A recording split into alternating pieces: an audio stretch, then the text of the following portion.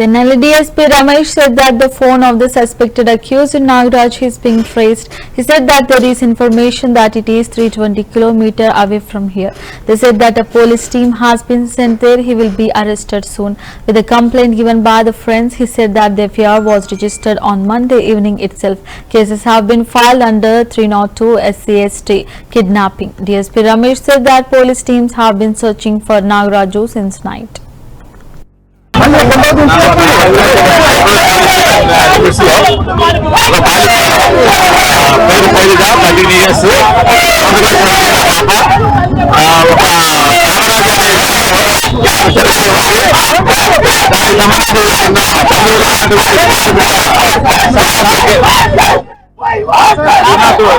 IPC కింద SC/ST case కింద kidnap case కింద కూడా కేసు రిజిస్ట్రేషన్ జరిగింది.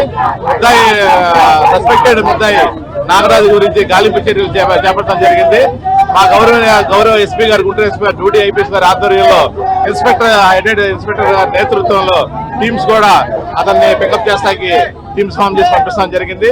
నిన్న FIR 6:30కి FIR అయిన అవగానే ఆ టీమ్స్ కూడా అన్ని జిల్లాల్లో కూడా పంపిస్తాం జరిగింది. రాత్రి గుంటూరు టౌన్ లో అన్ని లాడ్జెస్ చెక్ చేస్తాం జరిగింది. అలాగే విజయవాడ సిటీలో కూడా లాడ్జెస్ చెకింగ్, తర్వాత ఆ బీట్ సిస్టమ్ లో ఉన్నటువంటి ఇది కంట్రోల్ నుంచి కూడా చెప్పిస్తాం జరిగింది. అయితే ఈ ఫ్రీక్వెంట్ గా ఇతను ఒక నెంబర్ టచ్ లో ఉన్నాడు, వెళ్లిపోతూ కూడా ఆ నెంబర్ మిస్డ్ కాల్ వచ్చింది. పరిధిలో ఉన్నటువంటి చేపల పోలీస్ స్టేషన్ లిమిట్స్ లో ఒక బాలిక పేరు శైలజ, 13 years, 7th class చదువుతుంది. ఆ పాప ఒక నాగరాజు అనే ఇంటిలో ఆమె చనిపోయి ఉంది.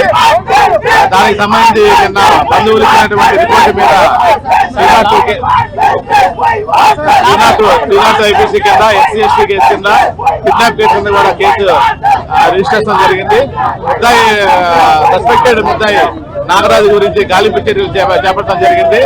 మా గౌరవ ఎస్పీ గారు గుంటూరు ఎస్పీ గారు డ్యూటీ ఐపీఎస్ గారి ఆధ్వర్యంలో ఇన్స్పెక్టర్ గారి నేతృత్వంలో టీమ్స్ కూడా అతన్ని పికప్ చేస్తాకి టీమ్స్ ఫామ్ చేసి పంపిస్తాం జరిగింది.